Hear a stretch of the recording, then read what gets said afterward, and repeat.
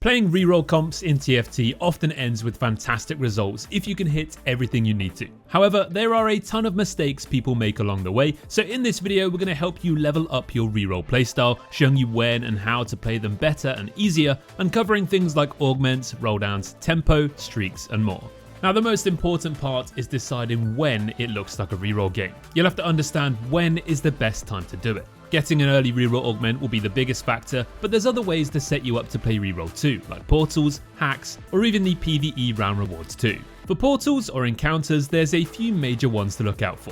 One portal gives you a certain amount of rerolls at the start of each stage, which is probably one of the best signs of any to go for a reroll comp. Then of course we have the Lucky Shops portal, which is an absolute game changer, because this will give your shops a chance to feature a 2-star unit, helping you hit even faster.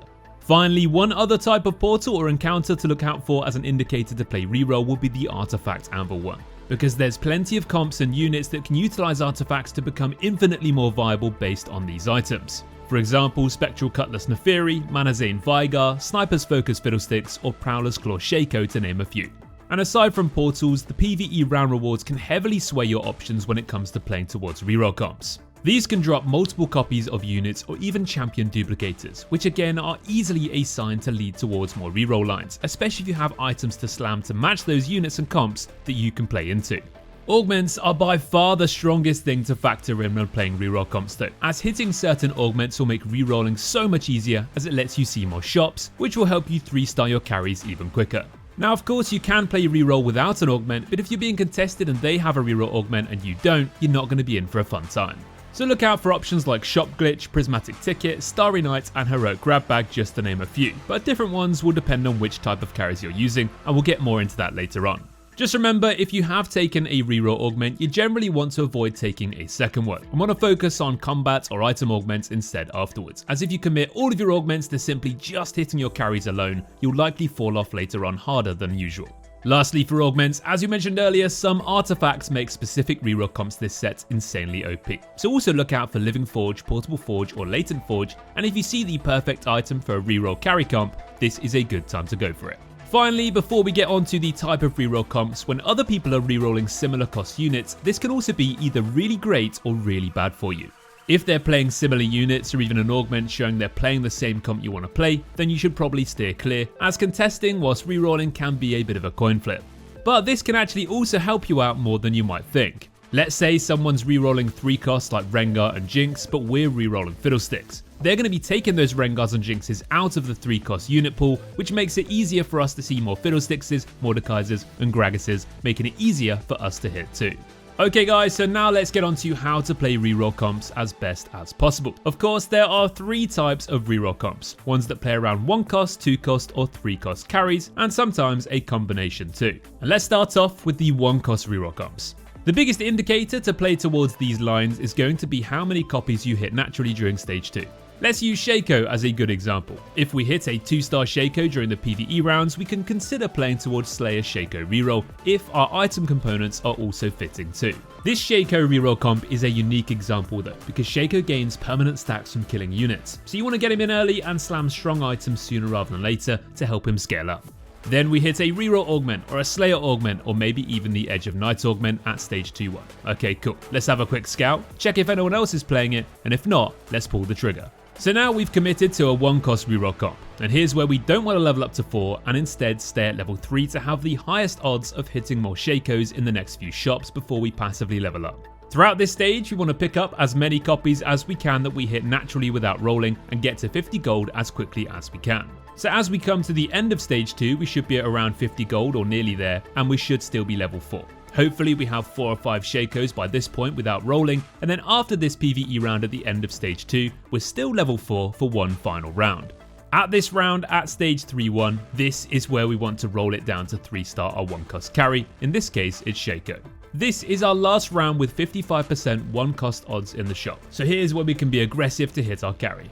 A big mistake that many players do is actually not rolling on 3-1 and staying above 50 before slow rolling for the rest of stage 3. Instead, you want to go for it, roll to 30 gold, hit your carry 3-star early to spike sooner, and get ready to start win streaking throughout this entire stage. If you didn't hit your 3-star carry during this roll down, don't panic. You can save back up until after the carousel round when you're back above 50 gold, and then roll down again to make sure you hit. Hitting at the right time is crucial when playing these 1-cost reroll comps, because they include lower cost carries. They naturally will fall off as the game goes on. So if you're still losing health for the entire stage 3, by the time stage 4 comes around, everyone else's comps are going to start spiking too, so you won't really see the benefits of playing around a 1-cost carry before it's too late. Remember, economy is key here. Don't hold loads of pairs of random high cost units for later on, and instead get to 50 as quickly as possible, roll down for your 3-star carry, and get ready to start winning during stage 3 onwards. After you've hit your 3-star units or carries during the early part of stage 3, now you can look to level up to 6 aggressively, seeing as now you want to win streak and start farming the extra gold to get ready to bring in your additional units and carries at high levels, which will help you compete against other late game boards.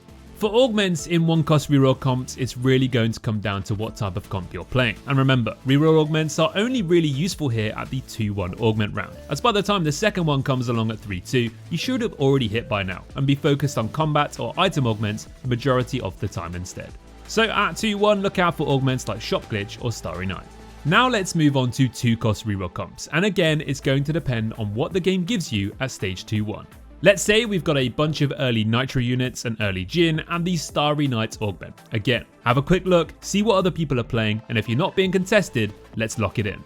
So our main goal when playing 2-cost comps is hitting level 6 as quickly as possible and getting to 50 gold as early as we can too. If we have a solid early board, for example a Nitro start with some slammable components, we can look to level up to 4 at 2-1 after we pick our augment and play for a win streak here. If our opener is bad, we can also just not level up and play for a lose streak instead and go for that carousel priority. Either way though, setting up a streak during stage 2 is very important, as we need to get to 50 gold ASAP so we can get ahead of our reroll strategy that's to come during stage 3. It's super important to scout if you are playing towards a 2-cost reroll comp, because not only does this influence your decision to play that comp as to whether you're being contested or not, but it's also necessary to see if you're strong enough to keep your streak going. After stage 2, as we enter stage 3, if you're already on a solid win streak, you can level up to 6 aggressively here if it spikes your board. If you lose streaking or haven't really got a streak whatsoever, it's actually better to level on interval, which means you're not paying excess gold to get to that level. As we're playing a 2-cost reroll comp, we're going to be level 6 for most of stage 3 anyway.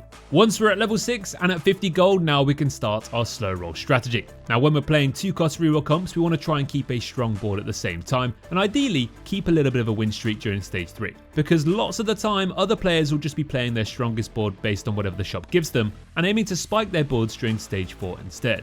So you want to balance rolling, hitting your upgrades, and continuously adding more small spikes to your board to keep your HP and economy happy. We ideally need to hit as much as possible by the end of stage 3 or by early to mid stage 4 at the very latest. Any later than that, we're just going to be beaten by fast 8 boards and other players that have hit their spikes earlier than us, and at this point we're scrambling and fighting for a chance at a top 4.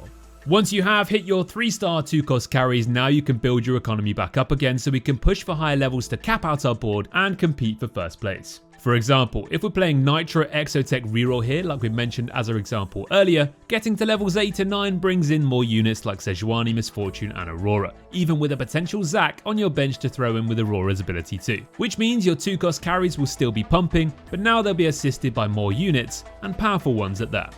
Last up, we have the 3-cost reroll comps, and typically as far as reroll comps go, 3-cost units will have the highest ceiling. Naturally, because these tend to be more powerful than the lower cost carries, although of course this does massively depend on the meta, because sometimes 1-cost units are just simply overtuned. Hitting 3-star 3-cost though is not as easy as it sounds, as there's a smaller unit pool here with only 18 copies total up for grabs. Plus, 3-cost units often tend to feature in various other fast 8 boards and builds too, where other players will be 2-starring these 3-cost units to strengthen their comps. Think of units like Jarvan in Marksman Vanguard or Slayers, Gragas in Divinical or Bruiser, or Braum in Vanguard or Syndicate comps. Unlike playing 1 or 2-cost reroll, you simply cannot really be contested here, as the chances of you 3-starring these 3-cost carries when someone else is also doing the same becomes a really difficult task. This is where reroll augments play a huge part in these comps, as hitting augments like Prismatic Ticket, Heroic Grab Bags or Pandora's Bench can all genuinely make such a massive difference. So when should we look to play a 3-cost reroll comp? Again, it's going to depend on your early boards, items and augments. However, you might not lock in your decision to play a specific comp until a little later than usual, unless of course you have a clear direction right from the start. For stages 2 and 3, we need to save as much health as possible by win streaking. Every comp usually has a downtime, where losing health is almost inevitable before you spike, and in 3-cost reroll comps, that's going to be stage 4 until you hit. This means if you can win streak with strong early boards throughout the early game, you're going to be nice and healthy and have a solid economy built up too. So play around those strong early item holders for the carries we're looking to play into.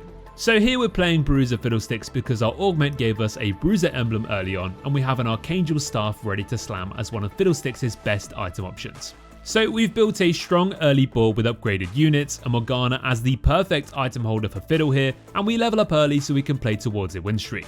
We continue slamming items and play the strongest boards we can throughout stage 2 and end up with a 5 win streak going into stage 3. Then we can keep that win streak going by playing those strongest board options, keeping our economy at 50 and above, and now we're going into stage 4 with more gold and no health lost at all. You can decide whether you want to roll a bit if you have a few pairs on your bench to stabilize and keep that win streak going, or you can just save it all up and get ready to roll at level 7. Now during stage 4 we can bring in our Fiddle, which is our main carry, and our Bruiser frontline, and start our reroll strategy to 3-star those carries, and we don't need to worry as much about our HP because now we can afford to lose some rounds until we hit our carries, which is basically the comp's downtime that we mentioned earlier. In this footage, we didn't end up really dropping a round until the end of stage 4, where we lost a few rounds before hitting our Fiddlesticks at stage 5-3, and now our board is ready to go to compete for the win in the late game. Ideally, when playing 3-cost reroll comps, you want to aim to hit everything you need by the end of stage 4, and the later it goes after that is where you'll start to bleed out as everyone else caps their board. So as stage 5 begins, if you still haven't hit, now is where you're going to have to roll pretty damn aggressively to make sure you hit, or you're going to end up struggling to top 4. Once you've got your carries online, then you can build your economy back up again before pushing higher levels to cap out your board and fight for first place. So that covers the different types of reroll comps and some examples of how to play them as best to your ability. But whenever we are playing these comps, we have to measure our expectations, and that depends on the meta and the state of the game patch by patch. Often, fast 8 boards will cap out higher and harder than a lot of different reroll comps, which means your chances of winning out with a first place finish will get slimmer. However, if you hit early enough, have those perfect items, and can still push higher levels quickly enough, there's no reason you can't compete with these other late game boards by adding in those additional high cost units to increase your reroll comp ceiling. Thanks for watching this video, guys. Make sure you head to mobalytics.gg/TFT for our team comps tier list to find out the strongest comps with each and every patch and in-depth guides and videos on how to play them all perfectly. Let us know below if you enjoyed this video and what kind of TFT guide you'd like to see next. Check out our Fast 8 guide on our YouTube channel if you haven't already, and we'll catch you all in the next one. Take care.